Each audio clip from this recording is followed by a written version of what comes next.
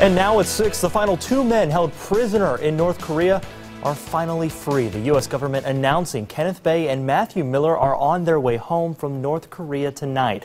And they were the final Americans being detained after a West Carrollton man was released last month. Tonight, we got a chance to sit down with that former prisoner, Jeffrey Fowle. The news of Bae and Miller's release helping bring some closure for him as he continues to return to life he had before his 6-month captivity. Beairshelle Edmé live with your reaction. You'll see only on 2.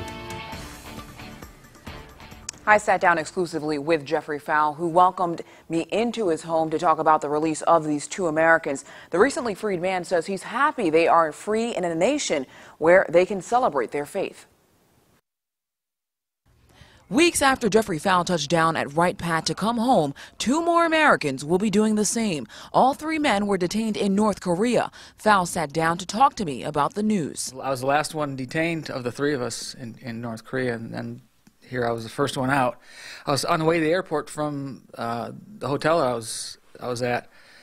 I was hoping that there'd be the other 2 fellows on the plane too, but I got on the plane and I was notified I was the only one coming home of the 3, and that was quite disappointing. But Saturday he learned Kenneth Bae and Matthew Miller were released based on humanitarian reasons.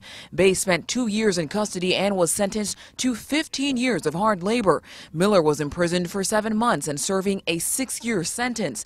President Obama weighed in on their release. I think it's a wonderful day for them and their families. Obviously, we're very grateful for their safe return, and I appreciate Director Clapper doing a great job on what was obviously a challenging mission. Fowle reflected on his own time. He says he was treated well and expects the same for the other Americans.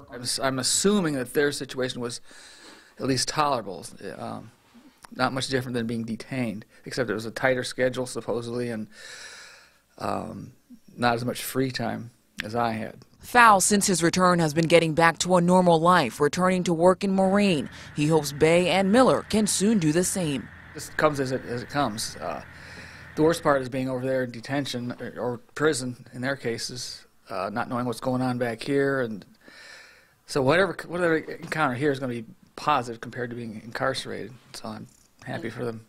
Keep your head up, keep the faith, stay positive. It'll be good. Officials say Bae and Miller are headed back to the West Coast, where they will soon return to their respective homes in Washington State and California. Live in the studio, Beairshelle Edmé, 2 News, working for you.